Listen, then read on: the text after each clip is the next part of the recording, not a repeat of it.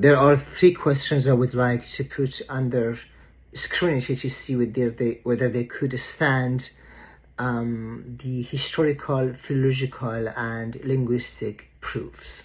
And all these three questions are connected with accusations that have been often thrown at Israel. First of all is the question whether Israel is a colonial state.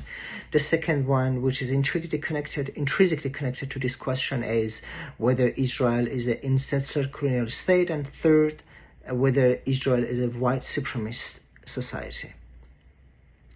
Let's check the first question.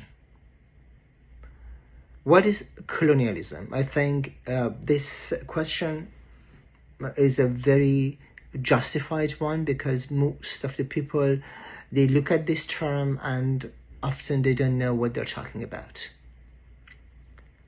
Colonialism happens when a foreign entity, often an empire, comes, invades another country that doesn't belong to it.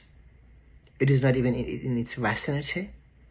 Change the culture, change the language, change the indigenous intrinsic religion of that people, and massacres or expels or imposes pool taxes and other restrictions on the inhabitants of that country. You can see very clear evidence of such a kind of colonialism during the Muslim so-called Futuhat, the Muslim conquest, starting from 7th century upwards, that within blink of 150 years, they started from today's Iraq up to Northern Africa, and they wiped out all the indigenous culture, including Judeo-Christian culture, once they arrived in those regions. And you see that now no trace of this Judeo-Christian culture remained in these regions. This is colonialism. So now let's see whether the Jews were colonialists. Well, in fact, they were indigenous to this country for 3,000 years in their prayers, in their liturgies, and in their physical presence in this region.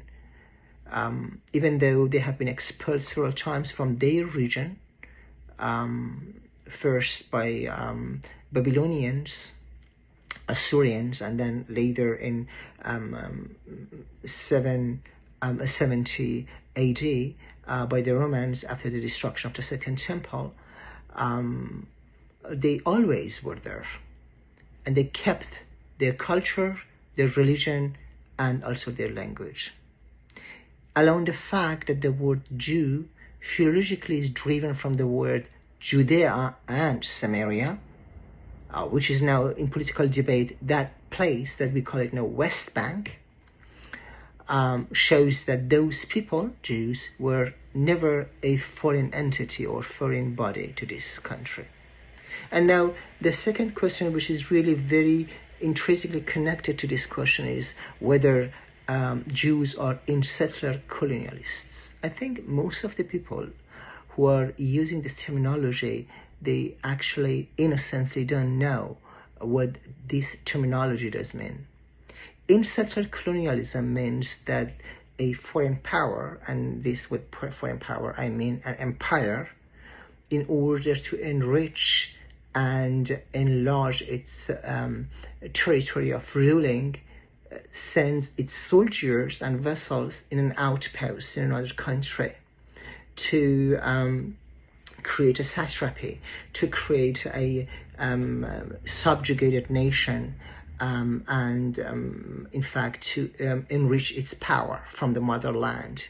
You can see the sign of that, for example, from the Roman Empire in today's Tunisia. You see the reminiscent and the remnant of the Roman culture there. You see the arch, you see the ruins, and you see the tombs and catacombs. This is in-settler colonialism. The Jews have been not sent by any foreign power or any empire. It is exactly the contradiction. They fled from those powers, starting from the Tsaristic Russia to the Soviet Russia and the pogroms, and finally the Second World War, which caused the death of and destruction of the entire Jewish communities in the European countries, and caused the Holocaust, Shoah. The Jews were actually more and more refugees, and it doesn't really fit the narrative. So, just to rectify the terminology, in settled colonialism, it is not that what the Israel and Jewish inhabitants of this country do represent. And finally, let's come to the third accusation, that the Israeli society today, or before, was or is a white supremacist society. I mean, for those who have ever been in this country, I don't have anything to say, but for those who have never put one foot in this country, I really urge you to go and visit with your own eyes, without any prejudice, to see whether you would find any other more diversified and culturally more intricate and complex society as the Israelis everywhere in the Middle East or somewhere else. 45% of the Jewish inhabitants in today's Israel are consisting from Mizrahi Jews, it means from the Middle East, and from Northern Africa up to Ethiopia and Tunisia and Morocco and Egypt, or the Middle Eastern Jews like Iraqi Jews, Yemenite Jews, Iranian Jews, and Sephardic Jews from Spain. I'm not talking about the non-Jews, I'm talking about the very Jewish inhabitants of this country. And then we have 25% of Arab Christians and Israeli Arabs in this country, who are serving in all ranks of the society.